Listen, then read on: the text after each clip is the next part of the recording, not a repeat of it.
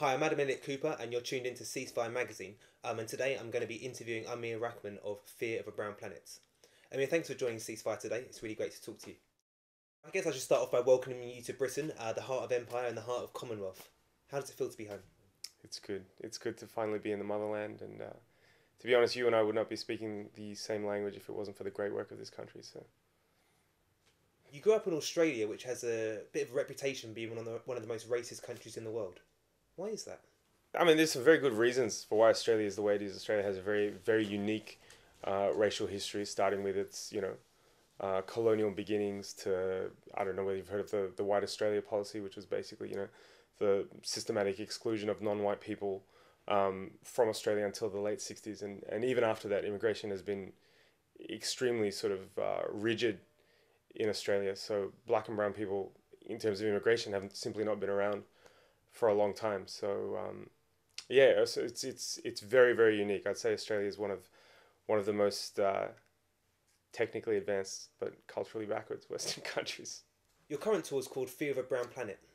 Can you talk a little bit about why you chose that name? So Fear of a Brown Planet was a straight play on Fear of a Black Planet, which is a famous album by Public Enemy, who were a huge influence on us.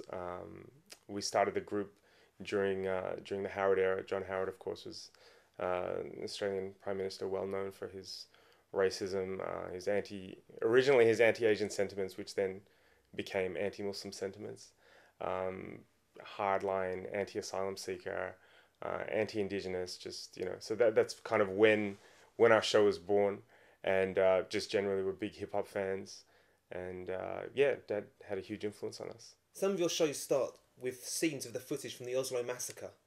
Can you talk a little bit about why you chose such a morbid event to start a comedy show? I mean, we haven't done it this tour, but usually our shows start with mashups of recent news and current affairs, and we splice it up with music and movies and all kinds of stuff. So I mean, the reality is the stuff that we talk about is quite morbid. We're talking about terrorism and war and imperialism. So I guess it's ironic, but it also sets the scene for the things we're going to bring up in the show. As an artist, freedom of expression is the cornerstone of your ability to subvert and educate. And as a Muslim man, you're obviously open to a lot of bigotry and Islamophobia. In this context, what's your reaction to the recent controversy over the anti-Islam film? We've done a lot of interviews in the last week where people are asking, whether we're making jokes about the recent riots basically across the world over the video and stuff.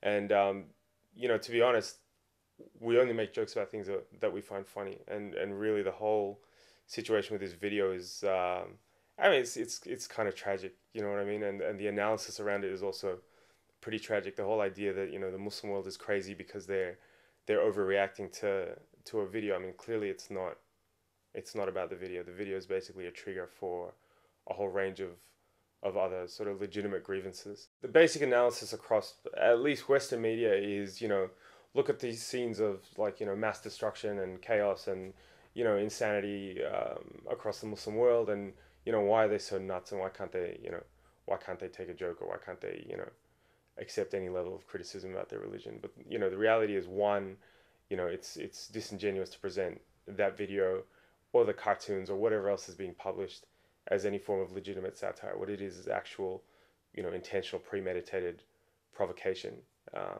and its own form of propaganda. And to judge people who are living in various stages of political or economic or military intervention, various stages of total cultural distress, and ask why they're behaving, in a supposedly irrational way when we're sitting in, the comfortable throne of the West is completely unfair.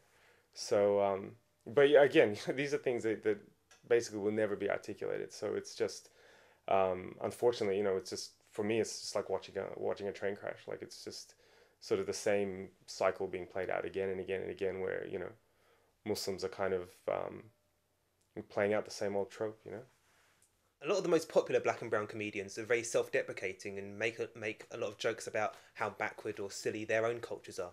How do you think this fits with the popular narrative within our media system? And why do you think your kind of comedy is slightly different? Self-deprecating, quote-unquote, ethnic comedy is popular because it simply reinforces mainstream ideology. That is the mainstream's perception of minorities. That's how we're expected to behave. So if we act that out, it simply confirms those sentiments. So it's easily consumable, and you see it. It's not just in comedy. You see it across music, across television, across all forms of media, where black and brown people dance to the sort of dance to the tune. It's more readily accepted, and people like that are advanced through the system basically. So it's kind of easy to see why that stuff is popular. Having said that, I don't think there's I'm not opposed to ethnic comedy full stop. I don't think we should we need to hide, divorce ourselves from our culture and never make reference to it, or even parody it at times. But as a performer, I'm always aware of the audience, and I'm always aware of who is laughing at the jokes, and I want people to laugh with me and never at me. You're currently on your UK tour. I understand you're visiting a lot of places around Europe. What's the reaction been in the different places that you visited? I have to say it's just been amazing. Like we for a long time have just been really trying to get out of Australia, because we get such a response online from our YouTube videos and stuff like that, from people who really relate to what we're saying. The stuff that we're talking about is not uniquely Australian. People are experiencing similar types of racism and Islamophobia everywhere. And of course, we're not, we don't only talk about those topics. Like politically, people understand what we're saying all over the world. So it's just been awesome to come out and have such a huge response from people who appreciate what we're saying. A lot of critics have described the kind of comedy that you have as being quite politically controversial. What do you see the role of comedy being in radical politics today? Look, it's I think it would be really like self-indulgent of me to even think that comedy plays a role in a radical way. Like I think I mean, it's something that we kind of did by accident. I was always involved in sort of more traditional political activity before I did comedy. And honestly, to me, it's a luxury that I have. I mean, I've done a lot of other stuff, but comedy has given me sort of the chance to speak to a lot more people and express the same ideas, in a different way. But in terms of the overall sort of scheme of things, I can't really say that it plays a huge role, if that makes any sense. Hi, I'm Aamer Rahman from Fear of a Brown Planet. You're tuned into Ceasefire magazine. Tune in for bare radical news and analysis, innit? I'm joking.